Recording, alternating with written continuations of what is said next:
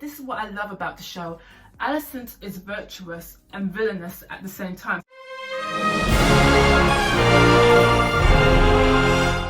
Good morning folks, good afternoon and welcome to the channel. My name's laenor, and back once again with another video. If you're new to my channel, it'd be much appreciated if you could subscribe, hit that thumbs up as well as that notification bell for more content. So it's Friday and I thought, you know what, let's just switch on the camera and have a kind of sit down conversation or just a brief video of what I've been watching over the last couple of weeks. So guys, please comment below, let me know what you've been watching. I mean, we have been bombarded with an assortment of fantastic content on streaming services. I mean, just take your pick, man. It's just been a good time. So I want to touch on the House of the Dragon. I recently put up just a brief reaction video of my thoughts of episode 7. Are you nuts? Oh my god, episode 7, House of Dragons, that was boss! Fucking hell! Now, of course, I was quite audible in my reaction. I absolutely loved episode 7. I contend that this show is one of the best series, full stop. I mean, I find it absolutely exemplary. Oh, House of the Dragon, where do we start, man? Guys, as I said, please comment below, let me know your thoughts on this show. If you're loving this or if you've been watching Rings of Power, let me know, comment below. But House of the Dragon, my goodness, I am just loving the way the story has been told. I love the scheming, the alliances that are forged, the machinations going on. The enmity that is grown between each of these characters. I am here for it, and this is what I came for any prequel to Game of Thrones. But no, Game of Thrones for me just left an indelible mark in the entertainment, streaming, TV world. It was just fantastic. And for me, standout character all day and night was Daenerys. And I mean, I contend one of the best characters ever written. So any spin-off show from Game of Thrones, of course, was going to be in connection with Daenerys. And whoa, has this show lived up to all expectations. It's actually exceeded my expectations. But standout characters in this show, hands down, Daemon. He is just that cunning, bold, and devilishly outrageous character. He is the sort of essence you need in any TV series, and I am loving Daemon. I just want him to win no matter what he does. And of course, Princess Rhaenyra. I have to say, I did prefer younger Rhaenyra in episodes 1 to 5. She was just serving me all sorts of Daenerys tea. She was bold, fearless, and formidable. It was quite surprising with how her character, her persona has changed so much. She's now the person thinking about lineage, and yes, and rightly so, but I just love the boldness of the younger Rhaenyra. She was almost like a warrior queen in the making, and now she's I'm still team Rhaenyra, but my like for this character is literally coasting off the tails of the younger iteration of the character, and I loved young Rhaenyra.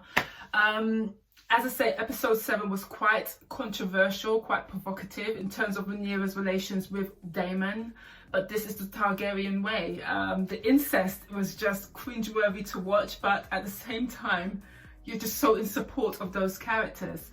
In contrast to Alison in episode 7, wow. Talk about losing your composure. But this is what I love about the show. Alison is virtuous and villainous at the same time. And she's serving me all sorts of Cersei teas, okay? But you can understand where Alison is coming from. And that's what I love about the show. You resonate with these characters, even though they're so outrageous and so horrendous. You do resonate with these characters, and you kind of love all the machinations and the scheming that's going on. But at the same time, Alison, as a mother, you can understand why she would want vengeance for her child who's been maimed for the rest of his life, of course. But at the same time, you just sorry, I despise Alison, and that's just what you get with fantastic and sophisticated writing. You resonate with the characters, you understand where they're coming from, the motivations, but at the same time, you despise them at the same time. It's just crazy, but it's just so well written, and that is just why I say this show is stuff of excellence, as was Game of Thrones. And my other beloved character, King Varys.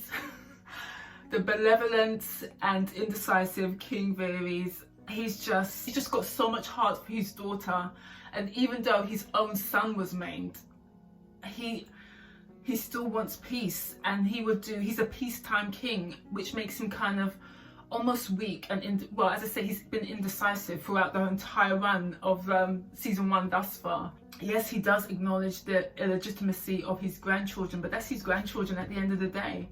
And I love the way he legitimized his grandkids in front of everyone. Anyone to talk ill of my grandchildren will have their tongue cut out. I was just loving that whole sequence.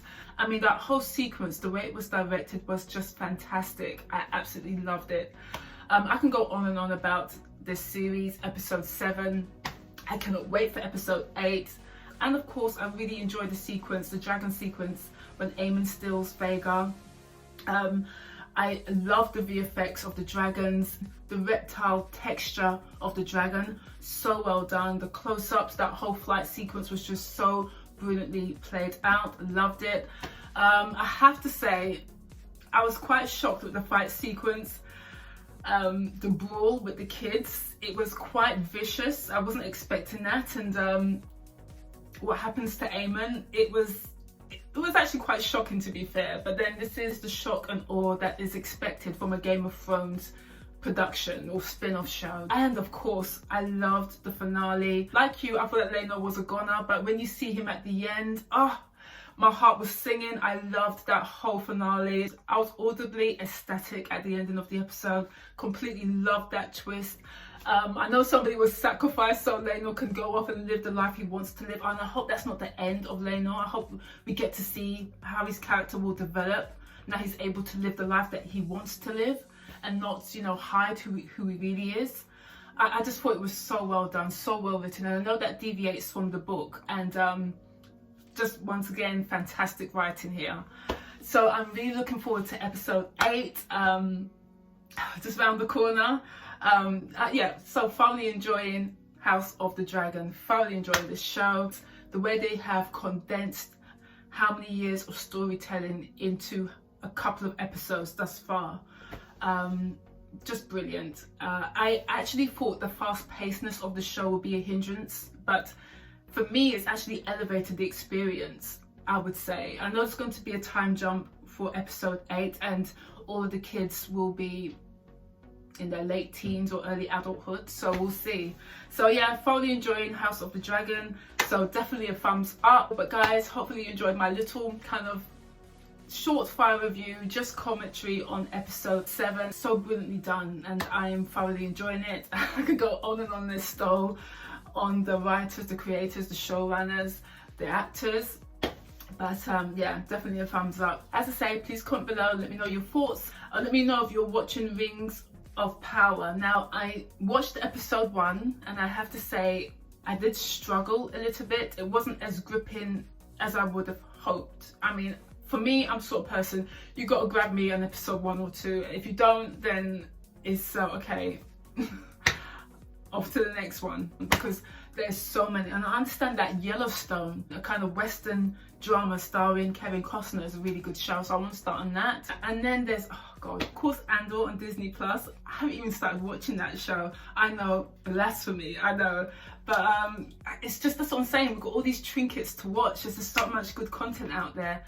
So I will start to watch Andor at some point, maybe on Sunday, because I'm going out Saturday and Sunday this weekend. I'm going to be incredibly busy on Saturday, a birthday dinner as well as a wedding anniversary. So Saturday is just chock-a-block, and on Sunday, The Woman King, Viola Davis. I cannot wait to see this movie. I just can't wait to see that film. So, but let me know what you've been watching, comment below, and I shall see you soon. Adios for now, and please subscribe to my channel, and I'll join you down in the comment section below. Take care.